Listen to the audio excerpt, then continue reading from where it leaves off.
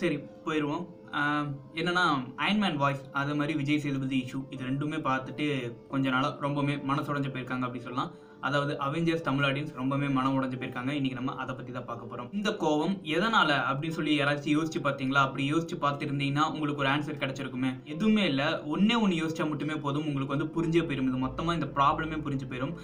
2008லேருந்து 2018 வரைக்கும் பார்த்துக்கிட்டிங்கன்னா ஒருத்தரோட வாய்ஸ் கேட்டுட்டு இருக்கிறோம் அயன்மேன் அப்படின்னு சொல்லி. ஒருத்தருக்கு வந்து தமிழ் டப் இன்னொருத்தர் பண்ணிட்டு இருக்காரு நம்ம சைட்லேருந்து. ஸோ அந்த வாய்ஸை கேட்டு கேட்டு பழகினதுக்கப்புறம் திடீர்னு ஒரு வாய்ஸ் வந்து உங்களுக்கு சேஞ்ச் பண்ணிட்டோம் அப்படின்னு சொல்லிட்டு எல்லாருமே ஒரு பாதி செட் ஆஃப் பீப்புள் வந்து அது வந்து கொண்டாடுறாங்க. அதே மாதிரி இன்னொரு பாதி செட் ஆஃப் பீப்புள் வந்து என்ன இது எங்களுக்கு புரியவே இல்லை, எதுக்கு இந்த மாற்றம் அப்படின்னு சொல்லி கேட்டுட்டு இருக்கிறாங்க. அதே மாதிரி இந்த கோவம் எதுக்கு அப்படின்னு பார்த்தீங்கன்னா 2008லேருந்து 2018 வரைக்கும் ஒரு வாய்ஸ் கேட்டுட்டு இப்போ அதை வந்து மாற்றி நீங்கள் இனிமேல் இதுதான் அயன்மேன், உங்களுக்கு இதுதான் அயன்மேன், இவர் தான் அயன்மேனாக பேச போறாரு அப்படின்னு சொன்னால் அதை ஏற்றுக்க முடியல. இது முதல் கோபம். அடுத்து என்ன அப்படின்னு கேட்டுக்கிட்டீங்கன்னா அந்த வாய்ஸ் கூட பழகியாச்சு, இனிமேல் அந்த வாய்ஸை விட்டு வெளியே வர முடியாது. அந்த நிலைமையில தான் பார்த்துக்கிட்டிங்கன்னா ஆடியன்ஸ் எல்லாருமே இருக்காங்க. ஸோ இதுதான் பார்த்துக்கிட்டிங்கன்னா ஃபைனல். ஸோ அதாவது எண்டு கேம் அப்படிங்கிறது வந்து ஃபைனல். இதுக்கு போய் இந்த மாற்றம் தேவையா அப்படின்னு எல்லாருமே யோசிக்க வச்சுட்டாங்க. எதுக்கு அப்படின்னா இனி இத்தனை நாளாக பார்த்துட்டு இருந்த அயன்மேன் வந்து இதுக்கு மேலே பார்க்க முடியாதுன்னு சொல்லி பயப்படுறாங்க. இது ரெண்டாவது கோபம். இன்னொன்று அயன்மேன் அப்படின்னாவே high class playboy businessman, ஒரு கிளாஸான மென் அப்படின்னு சொல்லலாம். அதே மாதிரி வாய்ஸ் கொடுத்த விஜய் சேதுபதி நமக்கு எந்த விஷுவல் இருந்திருக்காரு அப்படின்னு பார்த்தீங்கன்னா ரொம்ப ஹை கிளாஸ் எல்லாம் நடிக்கல, பட் லோவா தர லோக்கலுக்கு இறங்கி பண்ணியிருக்காரு. அப்படி இவரை இங்க பார்த்துட்டு அயன்மேனை ஒரு விதமா பார்த்துட்டு இந்த இடத்துல விஜய் சேதுபதி ஒரு விதமா பார்த்துட்டு இவங்க ரெண்டு பேரும் இனி ஒண்ணு அப்படின்னு சொல்லி நம்மள்ட்ட சொல்லும் போது அதை ஏற்றுக்க முடியல. இதுதான் மூணாவது கோபம். இதனால தான் பார்த்துக்கிட்டீங்கன்னா யாருக்குமே அவெஞ்சர்ஸ் தமிழ் டப் ட்ரெய்லர் பிடிக்கல. இதுதான் முக்கிய காரணம். இப்போ எல்லாரும் என்ன பயப்படுறாங்க அப்படின்னு பார்த்தீங்கன்னா அயன்மேனுக்கும் நமக்கும் இருக்கிற டச் கம்மியாயிருமோ, டச் வந்து போயிருமோ அப்படின்னு சொல்லி பயப்படுறாங்க. எண்டு கேமை நம்மளால நினைச்ச அளவுக்கு வந்து இன்ட்ரெஸ்டிங்காக இந்த அளவுக்கு வெயிட் பண்ணி இது மேலே அது பார்க்க முடியாதோ அப்படின்னு சொல்லி பயப்படுறாங்க. சரி ஓகே, இத்தனை நாள் விஜய் சேதுபதிக்கு வந்து அந்த அளவுக்கு ட்ரோல் வந்ததே இல்லையே, அந்த அளவுக்குலாம் யாருமே மெம்ஸ் போட்டதும் இல்லை, அந்த அளவுக்கு எதுவுமே பண்ணதில்லை. இப்போ கடந்த ஒரு 3 டேஸாக பார்த்தீங்கன்னா ரொம்பவுமே அதிக மெம்ஸ் வந்துட்டே இருக்குது. அதுக்கு என்ன காரணம் அப்படின்னு பார்த்தீங்கன்னா இந்த டப்புக்காக மட்டுமே தான் பார்த்துக்கிட்டிங்கன்னா இந்த ட்ரோல் வந்துகிட்டே இருக்குது. யாருக்குமே பிடிக்கல. இதுதான் உண்மையான விஷயமே, யாருக்குமே பிடிக்கல அந்த வாய்ஸ். ஏன் பிடிக்கல அப்படின்னு சொல்லிட்டு எல்லாத்துக்குமே ஒரு கேள்வி வரும். சில பேர் கோவப்படலாம், என்னடா ஓப்பனாவே சொல்றான் பிடிக்கல அப்படின்னு சொல்றான் அப்படின்னு கேட்டீங்கன்னா பிடிக்கல அப்படின்னு சொல்லிட்டு ஏன் சொல்றேன் அப்படின்னு பார்த்துக்கிட்டீங்கன்னா சூட் ஆகல அப்படின்னு தான் சொல்லணும். சோமனுக்கு தகுந்தாப்புல இது வந்து சூட் ஆகல அப்படின்னு தான் சொல்லணும். இதுதான் உண்மை.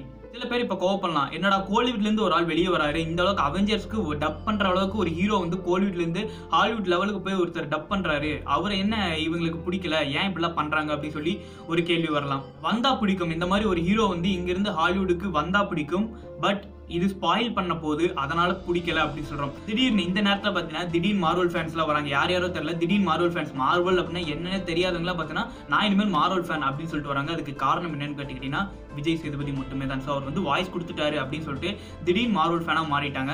அது இது வரைக்கும் பார்த்துருக்காங்களா என்னன்னு கூட தெரியல. மூவிஸை வாட்ச் பண்ணாமே திடீர்னு நான் வந்து இனிமேல் வந்து மார்வல் ஃபேன் அப்படின்னு சொல்லிட்டு உள்ளே இறங்கியிருக்காங்க. அவங்க தான் பார்த்துக்கிட்டீங்கன்னா இப்போ வந்து விஜய் சேதுபதிக்கு சப்போர்ட்டே பண்ணிட்டு இருக்காங்க அப்படின்னு கூட சொல்லலாம். அவங்களையும் வந்து தப்பு சொல்ல முடியாது, அவங்க வந்து விஜய் சேதுபதி ஃபேனா இருக்கலாம். சோ அதனால வந்து அவங்க உள்ள வந்திருக்கலாம். இப்ப ஒரு மார்வல் ஃபேனா எல்லாரும் என்ன சொல்றோம் அப்படின்னு பாத்துக்கிட்டீங்கன்னா இது வந்து கெடுக்க போகுது, இது வந்து going to spoil everything, the 10 years journey வந்து ஸ்பாயில் பண்ண போகுது அப்படின்னு சொல்றேன். கண்டிப்பா சொல்றேன், அயன்மேன் கூட கனெக்ட் ஆக முடியாது. பீப்புள் அயன்மேனை பார்த்தாங்கன்னா கண்டிப்பா கனெக்ட் ஆக முடியாது. எக்ஸாம்பிள், இது தப்பான ஆளுங்க கைக்கு போயிடக்கூடாது, இது நம்ம கிட்டே இருந்தா நல்லதுக்கு பயன்படும். மாட்டிக்கிட்டு இருந்த குகையிலும் தப்பிச்சு வெளியே வந்து என் உயிரோடு நீ கலந்ததை யோசிக்கிறப்போ யுகமே கடந்து போன மாதிரி தோணுது. இன்னுமே இதை பத்தி புரியாம என்னடா வந்து என்னமோ பேசிட்டு இருக்கிறான், ஸ்பாயில் ஆக போகுதுன்றா, இது வந்து கெடுக்க போகுதுன்றா, கனெக்ட் ஆகாது அப்படின்றா, இத்தனை சொல்றான், இவன் எதுக்காக இத்தனை பேசுறான் அப்படின்னு பாத்துக்கிட்டீங்கன்னா உங்களுக்கு புரியுற மாதிரி ஒரு எக்ஸாம்பிள் சொல்றேன். விஜய் சேதுபதி வந்து சேதுபதி அப்படின்னு சொல்லிட்டு ஒரு படம் பண்ணாரு. அவருக்கு வாய்ஸ் கொடுத்தது யாரு? அவரே தான் கொடுத்திருந்தாரு. ஸோ அதனால பாத்தீங்கன்னா சூட் ஆச்சு அப்படின்னு சொல்லலாம். அதுவே இவரும் போலீஸான, அதே மாதிரி சிங்கம் சூர்யாவும் போலீஸான அப்படின்னு சொல்லிட்டு சிங்கம் சூர்யாவை இவருக்கு வந்து டப் பண்ண விட்டுருந்தா என்ன ஆகும்? இதுதான் சொல்ல வரோம். கனெக்ட் ஆகாது, டச் விட்டு போயிடும், ஷூட் ஆகாது. அதனால என்னடா ஆச்சு அப்படின்னு கேட்டுக்கிட்டீங்கன்னா தமிழ்ல உயிரை கொடுத்து சீக்கிரம் வந்து ப்ராஜெக்டை முடிக்கணும், படம் வந்து 26ல ரிலீஸ் ஆகுது அப்படின்னு சொல்லி தமிழ்ல டப் பண்ணணும் அப்படின்னு சொல்லிட்டு அத்தனை பேர் ஒர்க் பண்ணாங்க. பட் இப்போ ஆடியன்ஸ் எல்லாம் பார்த்துக்கிட்டீங்கன்னா நாங்க இங்கிலீஷ்லேயே பார்த்துக்கிறோம் அப்படின்னு சொல்லிட்டு போயிட்டு இருக்காங்க. இதுதான் நடந்துச்சு, இதுதான் நடக்க போகுது. தேங்க்யூ.